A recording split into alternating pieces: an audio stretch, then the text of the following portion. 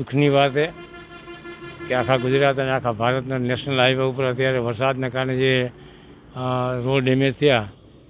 એ રીતે આ ભુજોડી હાઈવે કચ્છનો આ 341 નંબર નેશનલ હાઈવે આ બ્રિજ 2012માં શરૂઆત થઈ હતી. 10 વર્ષ સુધી એનું બાંધકામ હાલ્યું ટુકડે ટુકડે. 2022માં એનું લોકાર્પણ કરવામાં આવ્યું ત્યારથી એટલે કે 3.5 વર્ષ જેટલો સમયગાળાથી આ રોડનો ઉપયોગ થવા માંડ્યો. આ બ્રિજની પશ્ચિમ કચ્છ માટેનું એકમાત્ર દરેક આખા વિસ્તારને આવવા જવા માટે ઉદ્યોગના સાધનો હોય મોટા નાના બધા વિકલ્પો માટેનો રોડ છે.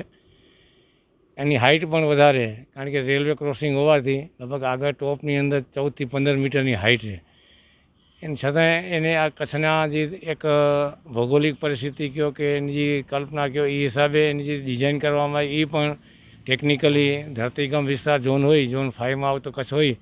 ડિઝાઇન પણ એની નિયમ પ્રમાણે કરવામાં આવી. પણ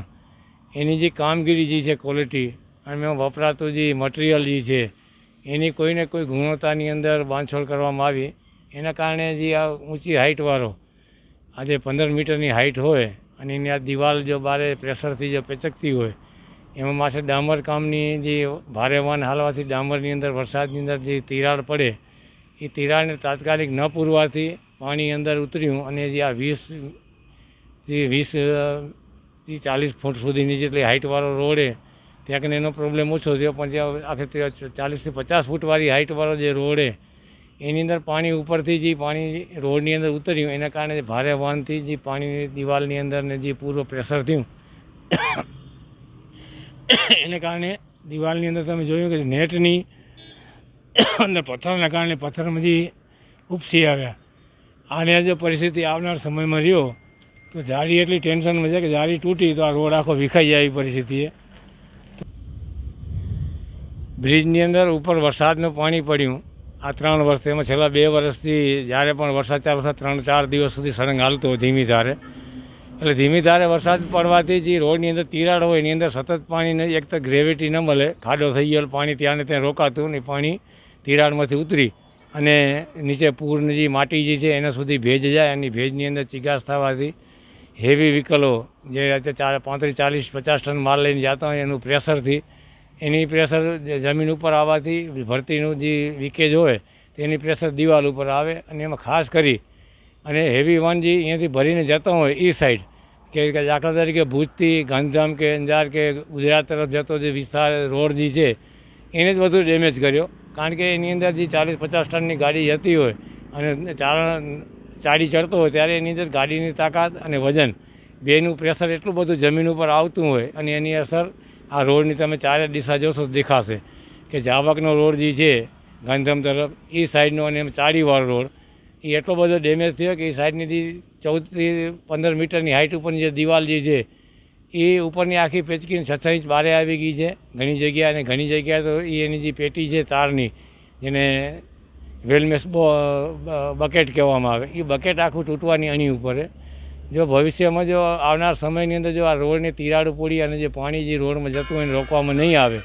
તો એ બકેટ ઉપર હવે જો આનાથી વધારે વજન કે પ્રેશર આવી હેવી વાહનની અને જો માટી લસકી તો જો જારી તૂટી તો એ દિવાલની અંદર ગાબડા પડશે અને ગાબડા કઈ રીતે પૂરવા એક એનો કોઈ વિકલ્પ દેખાય નહીં એવો વિકલ્પ બનશે. જેથી કરીને આ જો કોઈ નેશનલ હાઈવેમાં આવતું હોય, સ્ટેટ હાઈવેમાં આવતું હોય, મેન્ટેનન્સ મરામતની જેની પણ જવાબદારી હોય એનો આપના માધ્યમથી વિનંતી કરું કે આ રોડની અંદર પડેલી તિરાડું અને રોડમાં પડેલા ખાડાને તાત્કાલિક પૂરવામાં આવે. જેથી કરીને આવનાર સમયની અંદર જો હજી પણ આગાહી છે કે 20 થી 25 તારીખ વચ્ચે ભારે વરસાદની આગાહી છે. જો આ વરસાદ જો 3-4 દિવસ રહે અને જો આ તિરાડોમાંથી પાણી ઉતરે તો આ દિવાલની અંદર મોટામાં મોટું દુર્ઘટના બને એવી ઘટના છે. તો કમ્પ્લીટ આ વિસ્તાર સાથે જોડાયેલા રોડ સાથે જોડાયેલી મશીનરી સરકારી હોય અને એમાં ખાસ કરી અને કચ્છના જે પદાધિકારીઓ છે એમને પણ વિનંતી કરું કે આ બાબતે સરકારનું ધ્યાન દોરે અને આ રોડનું તાત્કાલિક જે રોડ આગળ બેસી ગયા છે રોડમાં ક્રેક આવી ગઈ છે અને પૂરવાનું કામ કરે, ડામરનું સારું કામ થાય. અને બીજી કે આપણા નેશનલ હાઈવે ઉપર આવા હેવી હાઇટના બ્રિજ હોય ત્યાં લાઇટિંગ મૂકવામાં આવતી હોય. તમે આ બ્રિજ ઉપરથી 2 થી 3 વખત ઉપરથી ગાડી નીચે પડી ગયું જેને આપણે નેશનલ હાઈવે ઉપર બધી જગ્યાએ આવા ઓવરબ્રિજ છે ત્યાં રાત્રિના સમયે રોડ લાઇટ કરવામાં આવી રહી છે, સ્ટ્રીટ લાઇટોની વ્યવસ્થા કરવામાં આવી જેથી કરી અને આવનાર સમયમાં રાહદારીઓને થોડીક રાહત મળે અને આવા અકસ્માત કે ઘટનાઓ બનતી ઓછી થાય. તો આપના માધ્યમથી સમસ્ત પદાધિકારીઓ અને સરકારી અધિકારીઓને વિનંતી કરું કે આ કોઈ પ્રસિદ્ધિ માટે કે કોઈનો વિરોધ કરવા માટે નથી, પણ એક જાગૃત નાગરિક તરીકે હું આપ સૌને વિનંતી કરું કે આ બ્રિજની સમયસર મર્યાદિત સમયની અંદર એની મરામત કરવામાં આવે અને આવનાર સમયમાં પણ જો આ રોડ ઉપર જેની કોઈ જવાબદારી હોય સમયાંતરે દેખરેખ રાખી અને આનું મેન્ટેનન્સ થતું રહે તો આવી દુર્ઘટના ન બને અને આ રોડનું જે ડેમેજ થઈ રહ્યું તેને અટકાવવામાં આવે. ખૂબ ખૂબ ધન્યવાદ, આભાર.